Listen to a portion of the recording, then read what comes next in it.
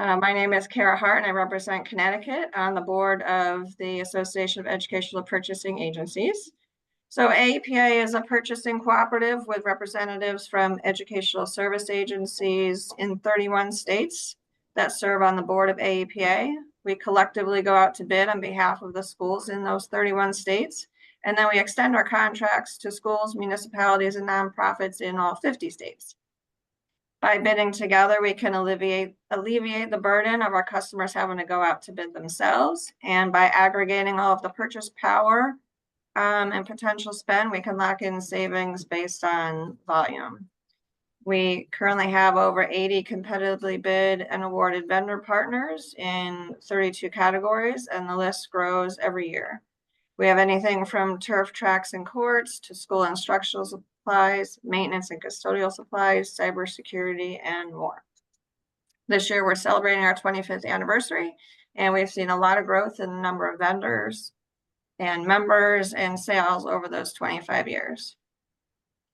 The webinar series is to educate our customers on timely topics and help increase awareness of the AEPA cooperative and our vendor partners. Today, you will hear from Gregory Chasen from Flinn Scientific. We are going to leave time at the end for to answer any questions you have. So as he's going along, if you want to throw your questions in the chat box, I will monitor those. Our next webinar will be held April 16th and feature school specialty. But now I'm going to throw it over to Greg. Thank you very much, Kara. Appreciate it. Thank you all for having me today. Today, we are going to be discussing, as the title says, Science Laboratory Safety. Flinn answers top safety questions. Flinn has been a laboratory supply company for close to 50 years now. And one of the things that Flinn is noted for is being a leader in laboratory safety, which means every year we get thousands of teachers contacting Flinn Scientific with questions about different safety issues that come up in their lab. Things ranging from one of my students ate a frog eye to what do I need to store my chemicals in? So we get a wide range of questions from year to year. A little about myself. I am the lab design and safety specialist at Flinn Scientific. I've been at Flinn for 25 years. It'll actually be 25 years come April 10th. And before then, I was a chemical packer with another company.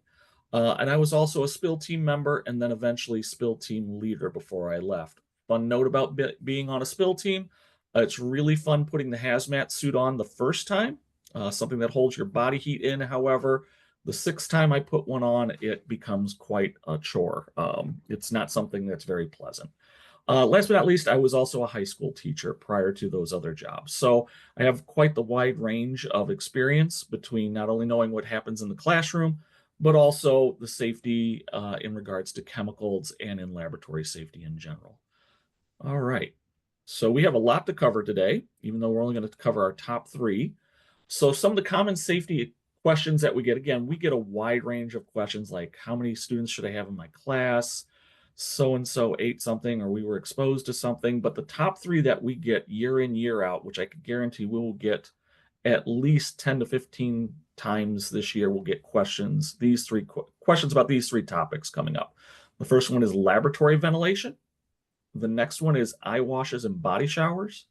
And last, chemical organization and storage. All three of these things are very vital to the educational science laboratory. One thing before we go on is I will be mentioning often, and I'm going to be very specific, educational science laboratories. I do this for a very specific reason.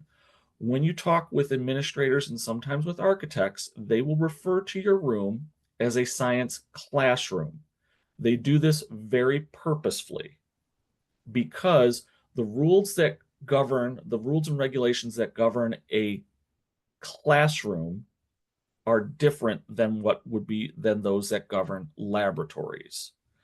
And in many cases, certain pieces of safety equipment and certain other regulations can be ignored because the room is considered a classroom rather than a laboratory. So always keep that in mind. I always try to be whenever you're talking to your administrators or others about safety issues or anything that's happening in your laboratory, always refer to it as a science laboratory. Try to avoid referring to it as a classroom, even though the room can function as a classroom. It is important that first and foremost, it is considered a laboratory space. All right, that out of the way. Key takeaways that you should have from this webinar. First is what we're going to do is we're going to try to identify safety issues in the educational science laboratory. The three that we talked about being ventilation, eye washes and body showers, and chemical organization and storage. Next, we're going to talk about you should be taking away, we're going to discover rules and regulations regarding laboratory safety. In some cases, they'll be very straightforward. In other cases, there may not be that many rules in place, but we could at least point you in the direction of where you could find something to refer to, something official to refer to. And last, explore options to help improve safety in the laboratory. So some things that you could actively do right out of the gate to help improve and solve some of these problems that we're going to discuss today. So first off, and this I will say is the most often asked question at Flinn Scientific is, what is the appropriate level of ventilation required for an educational science laboratory? So laboratory ventilation regulations. I'm going to be right up front and say there is no federal regulation that specifies educational laboratories or provides a specific number of air changes for any laboratory. And I'm going to be dealing on a federal level. Now, local and states may have some other regulations, but a lot of them will mirror what federal regulations are, specifically federal OSHA, the Occupational Safety and Health Agency. What you need to remember is when OSHA builds a rule, they don't like to get very granular. They don't like to get very specific on who it applies to. So from OSHA's standpoint, a laboratory, whether it's in a high school, a middle school, a pharmaceutical company, a hospital, they are all a laboratory and they all are going to have the same rules governing them. Because of this, they don't want to get very specific about things, which makes it very difficult on your end. OSHA will say that you need to have ventilation or you need to have a specific piece of equipment, but they won't tell you exactly what constitutes proper ventilation or what constitutes a specific piece of safety equipment. So there's a lot of gray area in there, and that's where a lot of the problems come with trying to get these things put into place into your laboratory. And then when you do, sometimes it may seem, at least from your standpoint, from your administrator standpoint, that it's a bit of overkill. We'll kind of talk about that a little more as we get into chemical organization and further into laboratory ventilation and in the eye washes. Now, the good news is federal OSHA doesn't leave you out to dry completely. Federal OSHA does provide some guidance on what good ventilation should be in a laboratory space. So federal OSHA guidance for air changes per hour, or ACH. Most agencies recommend providing, and including federal OSHA, providing a minimum of 6 complete air changes per hour in rooms where chemicals will be stored and or used. This is based on federal OSHA regulation OSHA 1910.106 D44. What OSHA 1910.106 is, it is fire safety actually. And the specific code that is referenced there says that if you're going to be using or storing flammable chemicals in a room, you must provide a minimum of 6 complete air changes per hour. For our purposes, for the science laboratory in general, we're kind of hijacking that rule, which is very specific, and applying it to our labs and storerooms overall. Again, there is, aside from, I believe that's temperature and climate controls. The last state that I remember having any specific regulation on it was Florida, and that had 12 air changes per hour, and I believe it was for the storeroom, but that was something on 20 years ago that I remember stumbling on that ruling. So it may have changed between now and then. I like using this rule because it is a rule that needs to be followed. And since most science laboratories or most educational laboratories are going to have some kind of flammable chemical, you're able to apply it to your rooms. Now let's take another look further on this. Federal OSHA guidance, the rate of exchange. So now I mentioned that this rule applies to storerooms and laboratories. So a lot of times people will ask, well, all right, how long do I need to have this on? I'm not going to be in these rooms that often. So what this says is, or when you interpret it, the rate of exchange, air exchange should be in place 24/7, 365 days a year for rooms in which chemicals will be stored. So your storage room, even though you have a bottle of acetone and isopropyl alcohol and it's capped and it's in a flammable cabinet, one, the cabinet is not airtight.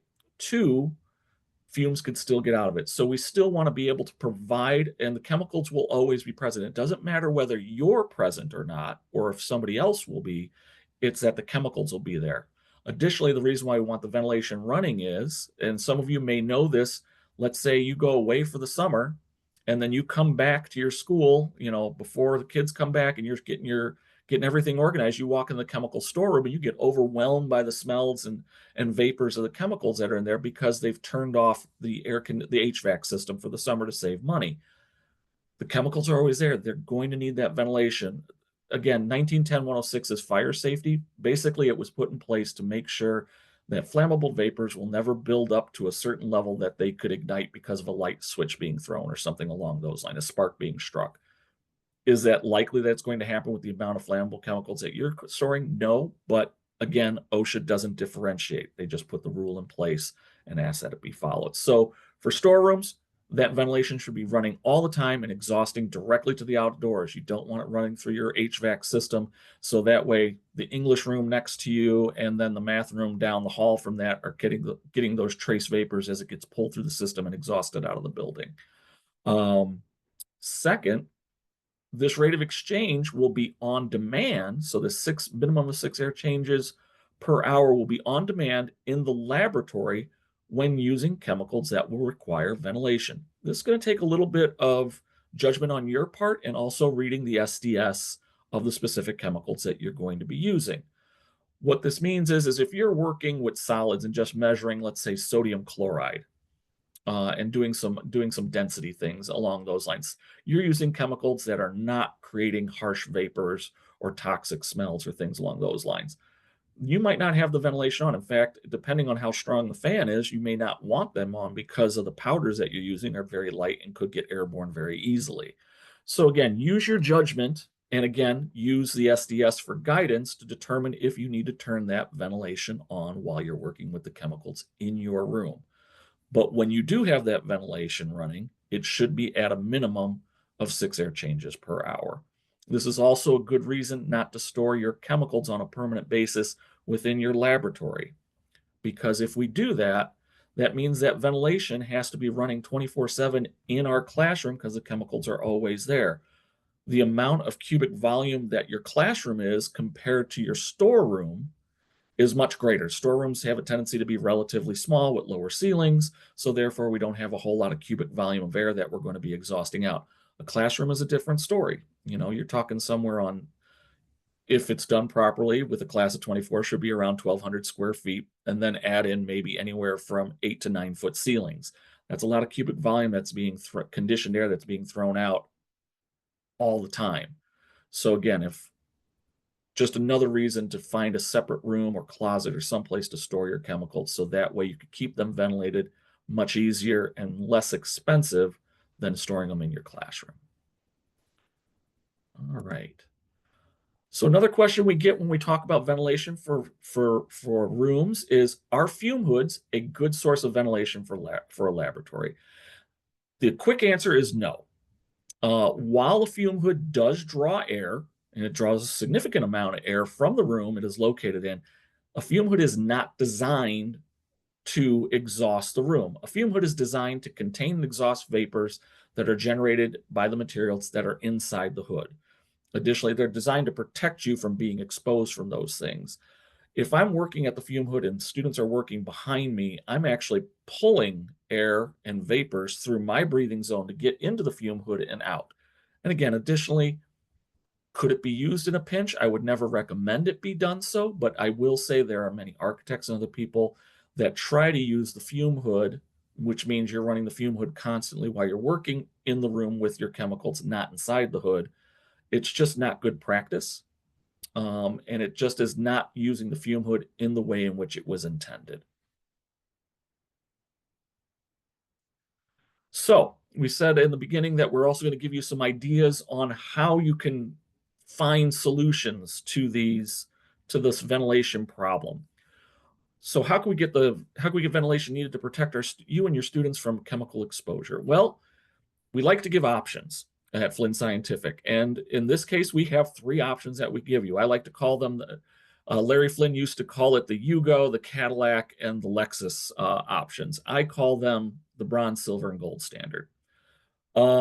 Bronze is relatively inexpensive. It's about $15 to $30 solution, and it's as easy as running down to a Walmart, a Home Depot, or other hardware store and picking up a box fan. If your room has a window to the outdoors, so that's something that's also very important, and that window can open, as I've talked to many schools that have windows, but they cannot open them, you could just open the window, put a box fan in that window, point it out, turn it on high, open the door to your room that goes to the hallway or the outdoors, depending on where you are in the country, and you pull air in from the outside into your lab and exhaust the vapors out. Is this an OSHA compliant solution? No. Will it work? Yes, because it does exactly what we're looking for. It's an exhaust fan. We're trying to take the vapors from our room and blow them out of the room, so that way we can be sure that we're not being overexposed to the chemicals that are being used in the room. But again, because it's not a permanent in-place fixed thing, it's usually not an OSHA approved or OSHA, or even it's just not approved generally. So that takes us to the silver standard. Now we take it up a step. This one is going to run you anywhere from $1,000 to $2,000, but it should be OSHA approved. What we're going to do is we're going to get an industrial fan, and you see some pictures of the fans over the sides. It's an industrial fan. You can get these from a Granger. We used to sell one in our catalog. We don't anymore, mainly because it would get dinged and nicked when we would ship it out, and so that would always cause problems. But what this fan is it's basically, again, it's a big exhaust fan, and it's going to be mounted in the wall. So so it doesn't need to necessarily have a window that opens, because you're going to probably put anywhere from an 18 to 20-inch square hole in the wall and mount this in there. The louvers will help keep the wind from coming into the room. I will say it may not necessarily keep the cold air out completely, but it does allow you, when you need to use the fan in your laboratory, to turn it on and blow that air out. And again, we're opening the door to the hallway and letting the air flow through. One thing that may come up if you decide to do this solution is your facilities people are saying, well, whenever you use that fan, you're throwing the balance of the HVAC off in the building. Yes, you absolutely are, because you're taking a lot of conditioned air, throwing it out of the building without something necessary. We're pulling our makeup air from the hallway and other parts of the building, which means that we're throwing the balance of air that goes out and air that comes in off. But again, you're only using this fan on demand. So you're using it, again, let's say you have 5 preps during the day, 3 of those preps are going to be doing an experiment, and you probably don't get to do that experiment or demo until maybe for 15 or 20 minutes of class time. So you're really running that thing. If you're running it for 3 preps, that's going to be 60 minutes if you're running it for the full 20 minutes a day. So it will throw it off, but again, it's temporary, and it's protecting you and your students from being overexposed and causing potential health issues. Last but not least, in order to solve the facility people's concerns about makeup air and throwing the balance off in the building, would be what I would call the gold standard. And as you can see, I put a price tag of that of $10,000, and that may even be not enough. It could be a lot more. What this entails then is for your lab and any other labs and storerooms to have permanent exhaust fan put in, but at the same time, we're also going to put another fan into those rooms that brings air in at the same rate it goes out. This is a very expensive undertaking. I worked with a school in the Chicago area once on this. They kind of did it on their own, but they came to me for guidance on things that they would need to have for it and how it should be the rate of exchange. I think their total price tag when they set it up, and it was for 3 lab rooms and 1 prep room, was somewhere in the neighborhood of $50,000. It is not an inexpensive solution, but it is the correct solution that probably should have been in place when you came into that building, especially if it's a new construction building. This is something that they should be considering right out of the gate. A lot of you may be in older buildings that don't have this in place, or you're in a retrofitted building or in a retrofitted room that's being retasked to teach science. So it doesn't necessarily have this in place. But this would be the gold standard, is what you're looking to achieve, and every lab should have. Unfortunately, it may not. So we may have to go to a silver or bronze standard in order to protect ourselves and our students. All right, so that's lab ventilation. The next questions that we get are regarding eye washes and showers. This is a very important piece of safety equipment that really should be in every educational science lab and preparation room. So the question is, do I need eye washes and showers in every lab room? And the simple answer is yes. And this is OSHA 1910.151C says it very clearly: where the eyes or body of any person may be exposed to injurious corrosive materials, facilities for the quick drenching or flushing of the eyes and body shall be provided within the work area for immediate emergency use. What does that mean? Well, it means that if you're going to be working with chemicals, you must have an eye wash and body shower in each lab and prep room. Okay, well, exactly what does that mean, Greg? Because let's say I have my prep room where I'm going to prep my chemicals, and there's a door, and it's right by, and on the other side of that door in my lab, I have my beautiful eye wash and shower. Does that mean that I have to have an eye wash and shower in my prep room? The simple answer is yes, absolutely. Immediate work area is immediate work area. Well, but it's on the other side of the door. I could just leave the door open so that way I could get from my prep room to that shower, your administrator will say, or an architect will say. And you could say, all right, that's great, but I really should have that door closed for security purposes. So you're saying I'm going to prop that door open. Yeah, when you're doing, when you're working in your prep room, that door should be open. All right, that's great. What's the fire rating on that door? Because it's into my prep room. So typically they're going to try to put a little more of a robust door in there because something could go wrong in your prep room, and they want to keep the fire contained. Oh, well, that's got a such and such time that it's burn through time. So it's going to take like 30 minutes to an hour for it to burn through the fire to burn through the door and get into the next room. That's great. What's the burn through time when I have the door wide open? So it's things like that that they're not keeping in mind. So when you have something in your eye and you're in the prep room, you have to navigate yourself from wherever you're working through that door. And if preferably that door is closed, to the outside, to that eye wash that's on the other side of the wall. Time is of the essence. As I say, remember, it only takes 20 seconds for you to permanently damage your eye. I know we've got some rather disgusting pictures down there of people who've had their eyes damaged by acid, or corrosives. It doesn't take long to do that. If you really want to have one of your administrators get an idea of what you mean by time is limited of this, a demonstration we used to do when we would go out and do workshops, take your administrator and you put him in your prep room, or you put him in your laboratory, let's say at your demo bench. And what you do is you take them, have them close their eyes, or if you need to, put something across their eyes, spin them around like 5 or 6 times, and then say, go, find the eye wash and turn it on and start timing them. Just count it down. 1, 2, 3, 4, and see how long it takes for them to get to that eye wash.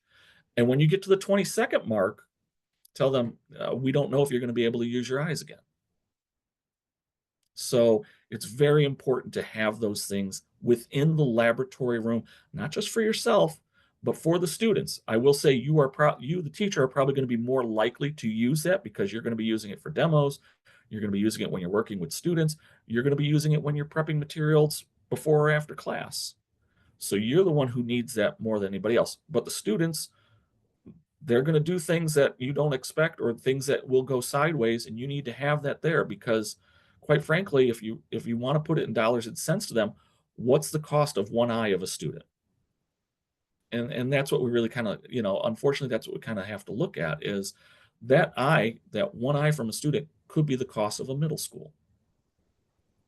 So please kind of keep those things in mind when it comes to that. So yes, you absolutely should have that. And yes, it should be in the room. And yes, it should also be in the prep room, even if it's adjacent to something. Now, the next question, do I need a, so that was, we were talking a lot about eye washes. Let's talk about body showers and drench. And this one comes up a lot. Do I need to have a body shower and drench in every lab room? Quick answer is yes. Per OSHA, there should be a shower or drench in every room where chemicals will be used or dispensed or used. If the chemical is present, body shower or drench should be present also. Now, the problem is, and the concern that everybody has is, and you can see from some of these pictures, if it is an ANSI approved shower, American National Standards Institute shower, then it is dumping anywhere from 20 to 30 gallons of water per minute onto your floor. That's a lot of water for what could be just a splash on an arm or just, somebody, a minor exposure. Could I just put that in the sink? Yes. But again, OSHA calls for very specific things and ANSI defines what those things are. There are options for body drenches and showers that are not the full blown, something that'll be doing 8 gallons of water and can be positioned by your sink so that way it's easier to use. So again, let's say it's an upper torso or an arm that's exposed. That's very easy. You use that drench right over the sink and everything's great. If it's lower body, I could get it more waters going on the floor, but at least it's going to be less water than the full blown shower. So when would I want to have a shower as compared to a drench? In my opinion, if I'm in my store prep room, I want the shower because that's where I'm storing my bulk chemicals. That's where I got the big 2.5 liter bottle of acid. That's where I've got the 2 kg bottle of sodium hydroxide or things along those lines. My chances of exposure to a large quantity of concentrated chemicals is more likely in my storeroom than it is in my classroom. Because in the classroom, caught myself, in my science laboratory, I'm less likely to have large quantities of concentrated chemicals. I'm usually going to have dilutes. So I almost got myself again. In the laboratory, I could get a drench. Now, I will say if it is a chemistry class, I prefer the shower. But for biology, for physics, I could see a body shower going in there. And again, you're saying physics, but we're really never using any chemicals that physics doesn't use that many chemicals. We really don't need to have a shower or a drench in there. Remember, when OSHA looks at a room, if they see that laboratory tag, they don't ask what specific science is being taught in there. They just see laboratory. And so therefore it should have that. And also from a more practical standpoint, while this year you may be teaching chemistry and biology in room 102, next year or 5 years down the line, it could be something else. And the same thing could be said for a physics room or an earth science room. You never know year to year how a room is necessarily going to be programmed depending on class levels. The more students you get, the more students that sign up for a particular class, the more likely that a room may be retasked for something. So therefore, having all the safety equipment in place just makes sense. All right. Last but not least, my favorite question to get, are bottle eye washes acceptable? Again, quick answer and a very definitive answer is no, absolutely not. Bottle eye wash, as you can see in the pictures, and you may have them in your classroom already, are simple little bottles that are filled with saline or water that you can use in an emergency to flush the eyes. The problem is the bottle eye washes do not meet the standards of ANSI for an approved eye wash. Again, the American National Standards Institute lays out some very specific guidelines for what is and is not considered an eye wash. So some things that ANSI mentions are they must be able to treat both eyes simultaneously. Well, as you can see in the one, I have to have two bottles to treat each one. So I'm going to be going like this. Well, that also eliminates the next thing. They must be hands-free. That's why I want to hit the paddle on that eye wash, water flows through it, and then I could use my hands to force my eyes open while I'm standing underneath them flushing. Another thing, and again, there's a lot more rules, but these are the top three that I always point out when talking about bottle eye washes, because there's no way, shape, or form that they can actually meet these. So last one is must provide 20 minutes of flushing. Those bottles do not have enough flushing material in them to flush your eyes for 20 minutes. Something else to consider when thinking about bottle eye washes is you may not use them. God forbid if everything goes perfect in your teaching career, you will never have to use an eye wash on a student or yourself. But there's going to come a time that you may have to. Bottle eye washes, how often does the fluid in those bottles get changed? I could tell you from visiting several schools where I've seen these and I've looked at the bottles, they have expiration dates on them, and I don't see tags that they've been regenerated or they've been replaced with new fluids. So just something to kind of be aware of, that these things the bottle eye washes are just really not good. They're great for a secondary. So if you have a very large lab and you have a plumbed eye wash in your room, that's great. Maybe this is something nice to have as a secondary or a backup. So that way, it's going to take you more than 20 seconds to get that student or person from point A to the eye wash, having this will help you as you take them from point A to the eye wash. But it is definitely not something to be used as a primary eye wash. All right, last question that we get. What is the best way to organize my chemicals? So first and foremost, I'm going to be very honest with you. OSHA and other regulatory bodies do not tell you, they say you must use this method in which to organize the chemicals in your storage room. And when we're talking chemicals, we're talking how they are placed on the shelves. So there's a wide variety of ways. They give a few recommendations. There's a wide variety of ways in which people can organize their chemical storage space. For example, you could do it by alphabetical. So here's my A's, here's my B's, here's my C's, and go that way. There are color coded in large groups. So they have them, here's my flammables are red, my corrosives are white, my oxidized are yellow, etc. And of course, there could be by compatible family, which is if you want to think of compatible family, think of it as large groups, but broken down even further. So that way we kind of avoid some other inconsistencies. So what is the best way to organize my chemicals? So I'm going to be a little biased here, if you don't mind. And Flinn recommends organizing your chemicals by compatible family. We call it the Flinn Compatible Chemical Storage System. It was developed years and years ago by one of the originators of the company, Larry Flinn Sr., and the University of Wisconsin. They were at Madison, and they worked together to develop a way in which to store chemicals by compatible families. So it is taken, again, we'll break it down into, basically it goes from I1s, it goes from the I's and the O's, inorganics and organics, and then breaks them down inorganic ones, inorganic twos, inorganic threes, further subdivides them more. So for example, inorganic ones are all your metals and hydrides. Inorganic two is your halides, sulfites, sulfites, etc. So it gets very granular, but what it does is it ensures that you don't have any chemicals that will be stored together that could react with one another. So for example, other organization methods either do not separate incompatibles from each other, alphabetical being a great example. So for example, I'm trying to find a good one here. Silver metal and tartaric acid. If they mix together, they could explode. So these are the things we're trying to avoid. Or in the case of they don't separate, or it doesn't further subdivide broad groups to avoid incompatibilities with groups. So for example, the color-coded corrosives, well, we know that acids and bases are corrosives, but if you mix them together, they will react vigorously with one another and create a generous amount of heat. So again, you avoid that by using the compatible family system. Does it take a little bit more doing? Yes. But once you get into that method of doing it, once you know what it is, once you mark your shelves the way it's supposed to be, it will become very commonplace, and then you could rest assured that your chemicals are stored safely, and that should something tip over inside the shelf or a bin or wherever you may have it and mix with other things that are in that group, there will be no reaction because they're separated out to make sure that they don't. Best way. So again, is there a best way to organize my chemical? There is no federal law or mandate that tells you how to do it.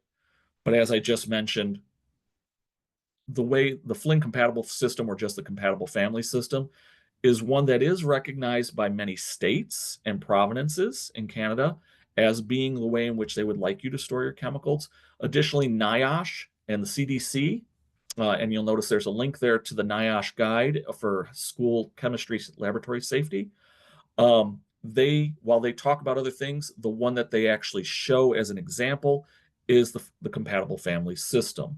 Additionally, prudent practices in the laboratory, which is kind of a handbook for higher level laboratory safety, is another one that recommends it and recommends storing things with a particular method, but it is the one that they use as an example within the book. So these are kind of, take them as good sources, good sources to get recommendations from. All right, what type of cabinets am I required to have in my chemicals to store my chemicals? Except for flammable chemicals, there are no federal regulations requiring you to have specially designed cabinets to store chemicals. Non-flammable chemicals can be stored on shelves, cabinets constructed of a variety of materials. They could be metal, they could be wood, they could be plastic. The big thing is you want them to be sturdy. And in my personal opinion, I would try to avoid adjustable shelves, just because adjustable shelves have parts that could deteriorate and corrode and fall down over time. So just, if you can, it may not be possible, but if you can, try to avoid anything that has an adjustable shelf. If storing chemicals on open face shelving, which again is perfectly legitimate way to do it. In fact, in some ways, it's really good if your ventilation is good in your storeroom. Having them on the shelf means that they are getting more direct exhaust or air movement over them than if they would be in a cabinet that's closed doored. But if they are on open face shelving, be sure the chemicals are located in a locked, limited access, secure room. What this means is that people who shouldn't have access to the chemicals can't get in there. In a perfect world, the department head, certain people within the department, the principal, and the head of facilities would all have keys to your chemical storage room. We want to limit access, because what's going to happen is let's say they're going to do a renovation to your science labs and your prep room over the summer. That means a lot of workmen are going in there unsupervised and could get access to your chemicals if it is not a secure location. That goes above and beyond just saying if a student just wanders in. So if you're storing your chemicals in your classroom, try to make sure that they're secure. Then you probably want closed door cabinets. If it's in a secure, locked, limited access storeroom or prep room, let's go with the open face shelving. Last but not least, what type of cabinets am I required to have to store? Well, it's not necessarily last. To store my chemicals, the only chemical that I shouldn't say anybody, that most officials will be concerned about are flammable chemicals. And flammable chemicals should be stored in an appropriate flammable liquid storage cabinet. Flammable cabinets have very specific construction requirements as specified by the NFPA and NFPA 30 and OSHA 1910-106. In fact, whatever NFPA says, pretty much OSHA 1910-106 mirrors. Flammable cabinets can be constructed of, whereas your regular storage stuff could be of a large variety of materials, flammable cabinets are constructed of two materials, metal or wood. Yes, wood is a material that you can use for the construction of a cabinet because it is specified by NFPA and OSHA, and they give you very specific ways in which that cabinet needs to be constructed if it is of wood. Am I required to have special cabinet to store my acids and corrosives? No, there is nothing that says that you have to store your acids or corrosives in a cabinet. But it is a good practice. I'd rather have particularly my concentrated liquid acids, especially those that are in the big bottles. I would like to have them all in one place, secure, so that way if something leaks and a large leak could take place, it's contained inside the cabinet. While there is no federal organization that says that, there may be no state or local organization that says you should have an acid cabinet, I will say insurance companies tend to look for them when they come and do risk assessments. So sometimes the insurance company carries a bit more weight than your federal agency just because they could charge you more for your insurance. So keep that in mind when deciding whether you want to get an acid cabinet or not.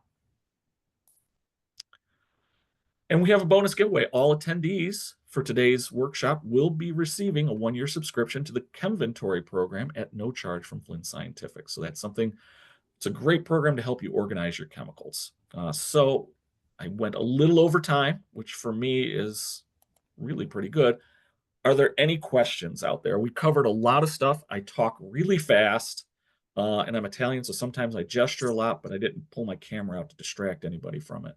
So what questions do you have? There were a few that popped up as you were speaking. What is ANSI and are their standards OSHA compliant?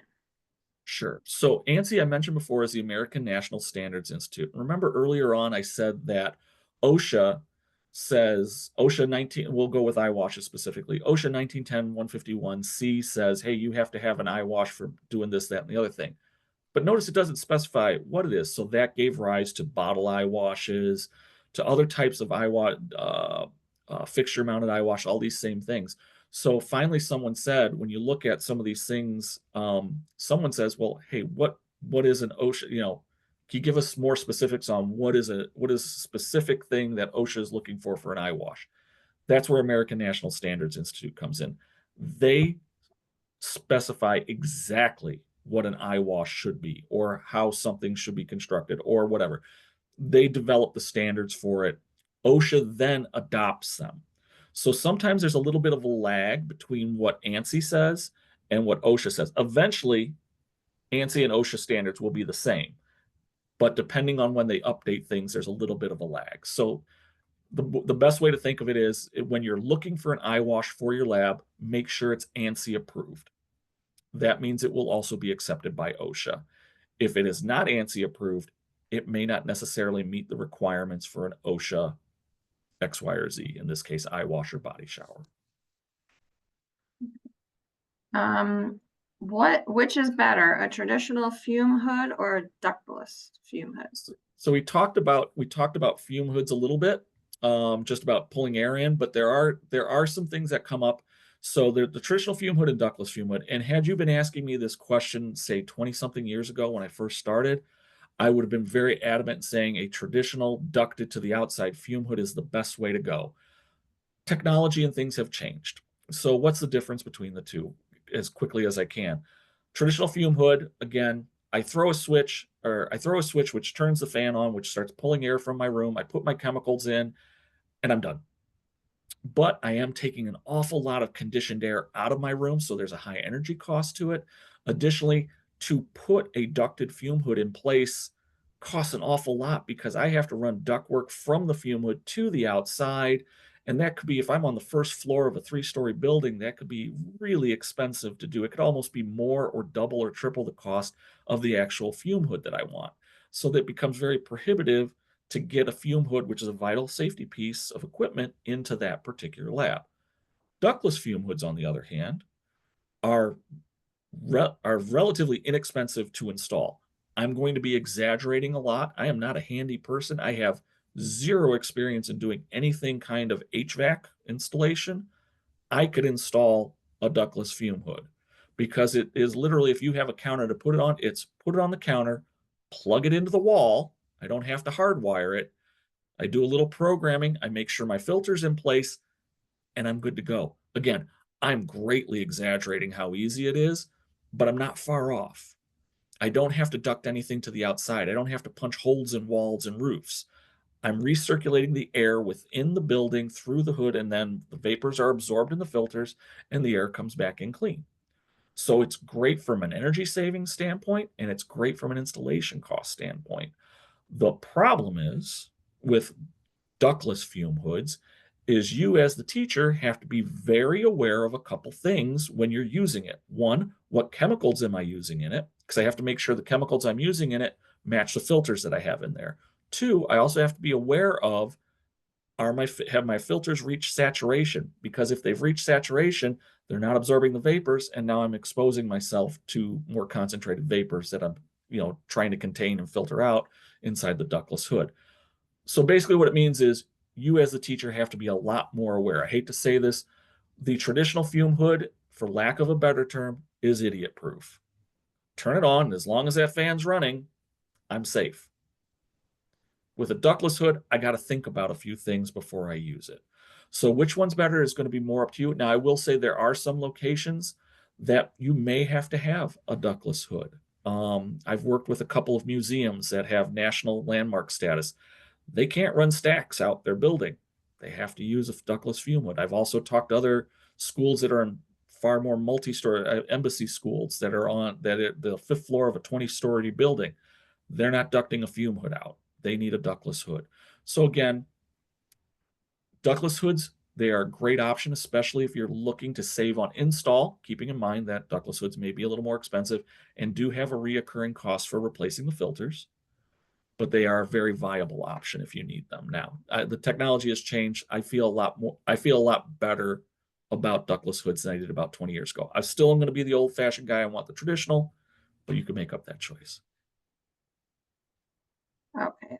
When you were talking about eye washes and body showers, do I need one in every lab and prep room? What if the eye and body shower is in the lab that's right next to the prep room door? Is that acceptable? So we kind of touched on this. No, you really need to have them in the immediate work area as OSHA talked about. So it does mean in some cases that you're repeating equipment in very, less than 5 feet from each other. I visited a school, I think it was Downers North years and years ago, and I walked at their storeroom was, their storeroom is here. They had a shower here, and right opposite the other wall inside the classroom was the same setup. So that's the way it should be done because, again, you want to remove as many impediments to getting to that shower as possible. And a doorway between the two rooms would be an impediment for you getting to that. That would be an obstruction. Now again, the answer that architects and everybody give me is, oh, well, we'll have the door wide open. Well, if I have that door open, that door is really designed, one, to secure everything that's in there. Two, it's also designed that should an accident happen in that room, fire or other, it's contained in there. So the door should be closed at all times. If I keep the door open, that removes that safety guard of the door, the fire rating, the whole 9 yards just goes out the window because the door's open. Now, whatever happens in the storeroom can easily pass into the classroom and other parts of the building. So yes, it really should be within the immediate work area. Again, with the showers, I get the idea. Again, it's a lot of water coming out. It seems like we're never going to use it. Consider getting a drench then, which uses less water and could be more focused on where you need it to be. All right. Any other questions? One more, and it's my question.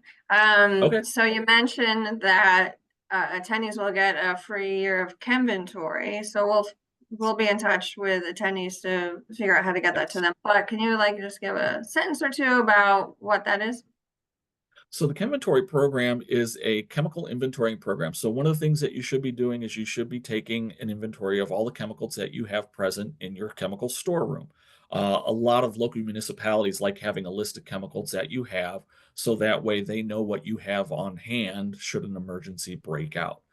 This way, what this program does is it allows you, one, to record everything you do. So you will still have to, when you get it in, type in the information, receive 500 grams of sodium chloride, 500 milliliters of one molar hydrochloric acid. But it will be all there. And then as chemicals are used, you'll change your logs. The nice thing about it is you could log in anywhere. Um, you could log in from home, you could log in the office, and multiple people could log in at the same time and do that. You could set who has certain you could set basically who has certain privileges within there. So again, as I mentioned, local municipalities, particularly fire departments, like to know what you have on hand in your chemical storeroom. You could give them access just as a viewer.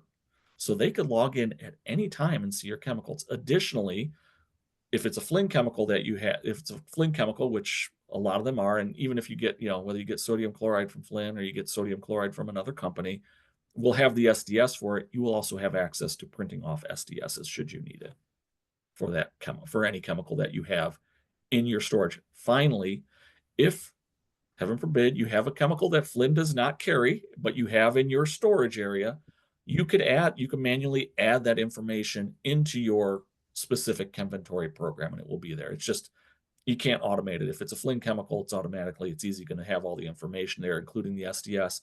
If it's something we don't carry, you could still add the information in there, but you have to do it manually. But it's a great way in which to keep track of your chemicals, know what you have on hand at all times, and in many cases be able to get an SDS when needed. We used to keep those big binders of SDS.